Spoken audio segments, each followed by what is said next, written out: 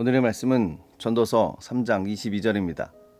그러므로 나는 사람이 자기 일에 즐거워하는 것보다 더 나은 것이 없음을 보았나니 이는 그것이 그의 몫이기 때문이라. 그의 뒤에 일어날 일이 무엇인지를 보게 하려고 그를 도로 데리고 올 자가 누구이랴. 말씀의 제목은 하나님의 마음입니다. 전도서 3장 16절부터 22절까지의 말씀은 하나님께서 보시는 관점으로 보아야 된다는 것을 말씀하고 있습니다.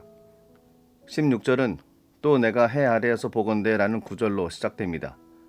해 아래에서라는 표현은 단지 세상에서 보여지는 시각, 관점을 의미합니다. 그렇다면 해 아래에서 어떤 일이 있었다고 말씀하십니까? 16절입니다. 또 내가 해 아래에서 보건대 재판하는 곳 거기에도 악이 있고 정의를 행하는 곳 거기에도 악이 있도다.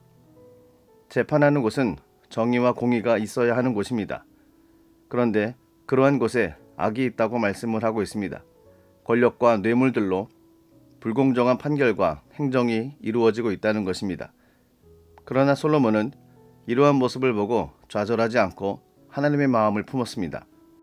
솔로몬은 사회를 원망하거나 제도에 대해서 불평하지 않고 이러한 상황에서 하나님께서 원하시는 것이 무엇인지를 깨닫게 되었습니다. 솔로몬이 깨달은 첫 번째는 17절 말씀입니다. 즉 하나님께서 의인과 악인을 심판하셔서 의인에게는 보상을 그리고 악인에게는 징벌을 내리신다는 것입니다. 현실적으로 기득권을 지닌 사법과 행정을 좌지우지하는 자들이 악을 공공연히 자행한다 할지라도 그것은 잠깐이요 곧 절대 주권을 지니신 하나님께서 당신의 공의를 드러내실 것이라는 믿음을 가졌던 것입니다.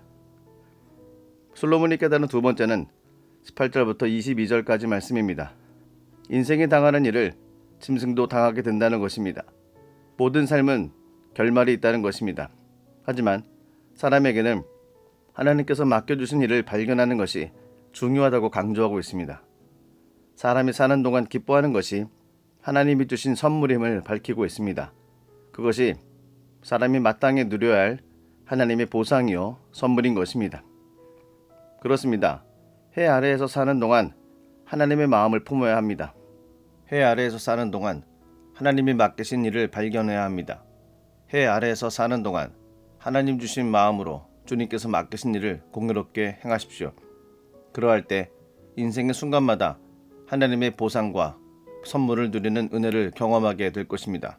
해 아래에서 일어나는 어떠한 환경도 이겨내는 삶을 살아갈 수 있습니다.